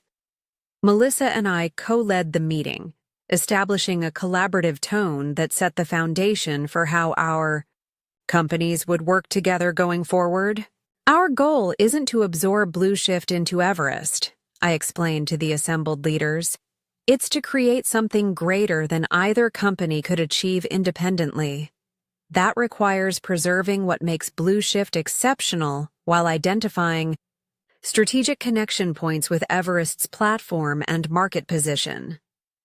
Nathan, seated among the executives rather than at the head of the table, added his perspective. "This represents a new approach to acquisition for Everest. Traditionally, we've focused on consolidation and standardization post-acquisition. With Blue Shift, we're deliberately maintaining autonomous innovation while establishing collaborative frameworks for integration." The session was productive beyond our expectations, with teams from both companies finding natural synergies and shared objectives. By the end of the day, we had a preliminary roadmap for the first 6 months of integration, assuming the deal closed successfully. As the meeting concluded, Melissa pulled me aside. "This is actually working," she said with quiet amazement. "I came in skeptical, expecting the usual corporate platitudes about autonomy that disappear the moment the deal closes. It's working. Because it's genuine, I replied. The partnership model isn't window dressing. It's fundamental to realizing the value of this integration. Melissa glanced toward Nathan, who was engaged in animated conversation with Blue Shift's CTO. And him? Is his evolution genuine too? I followed her gaze, considering the question carefully. I believe it is. Whether it's sustainable in the long term remains to be seen, but the changes I've observed go deeper than strategic expediency. Good, Melissa said firmly, because I'm betting my company's future on it, and you're betting something far more personal. Her observation stayed with me as Nathan and I left Everest Tower that evening, headed to view the loft in West Side Heights. The real estate agent, sensing the significance of the moment, gave us space to explore the property at our own pace after a brief introduction to its features. The loft was everything Nathan had described: open, airy, with character and warmth that our current home lacked entirely. I moved through the space, imagining a life within these walls, a life different from the one we had constructed in Riverview. Estates. What do you think? Nathan asked, joining me by the windows that overlooked a small neighborhood park. It's beautiful, I replied honestly. So different from what I would have expected you to choose. That's rather the point, he said quietly. I'm trying to choose differently now. To see differently. He hesitated, then added, to listen differently. I turned to face him fully. Nathan, why are we here? Really? He met my gaze steadily. Because I want a second chance. Not to rebuild what we had. I see now that what we had became increasingly unbalanced, increasingly unhealthy. But to create something new together. Something based on genuine partnership and mutual respect. The words were right. But I needed more than words after years of gradual erasure. And if I'm not ready for that yet, if I need more time to find myself again before considering us, then I'll wait, he said simply, and I'll continue to do the work I need to do, regardless of your decision. Because I've recognized that I need to change not just to save our marriage, but to become someone I can respect when I look in the mirror each morning. In that moment, standing in an empty loft filled with possibility, I glimpsed what might be possible between us. Not the restoration of what was, but the creation of something that had never existed before. A relationship between equals, between two fully realized individuals who chose each other freely rather than from habit or convenience. I'm not ready to move in together, I said finally, but I am ready for dinner. Real dinner, not a business meeting disguised as a personal conversation. Nathan's smile was genuine, reaching his eyes in a way I hadn't seen in years. I'd like that very much. As we left the loft and stepped into the early evening air, I felt a sense of cautious optimism. Not just for Everest's future with Blue Shift, but for my own journey of rediscovery. The woman who had fled our anniversary dinner in tears had found her voice, her power, her worth. Whatever happened next, I would never lose those again. The husband who had called me worthless after 15 years of marriage was now listening, learning, evolving. Whether that evolution would prove deep and lasting enough to rebuild what had been broken remained to be seen. But for the first time in years, I was approaching our relationship not from a position of gradual surrender, but from one of hard-won strength. Sometimes, the most meaningful transformations begin with moments of greatest pain. My revelation, as Everest's majority shareholder, had started as an act of self-preservation, but had ultimately become something more profound, a catalyst for change that extended far beyond corporate ownership. In reclaiming my professional identity, I had remembered a fundamental truth too many women forget. Our value exists independently of how others perceive us. It cannot be granted or revoked by someone else's judgment. It remains constant, whether recognized or ignored, celebrated or dismissed. As Nathan and I walked toward a neighborhood restaurant he had thoughtfully chosen, casual, unpretentious, far from the corporate power venues he typically preferred, I realized that the true majority stake I had claimed wasn't in Everest Technologies. It was in myself. Up next, you've got 2 more standout stories right on your screen. If this one hit the mark, you won't want to pass these up. Just click and check them out. And don't forget to subscribe and turn on the notification bell so you don't miss any upload from us.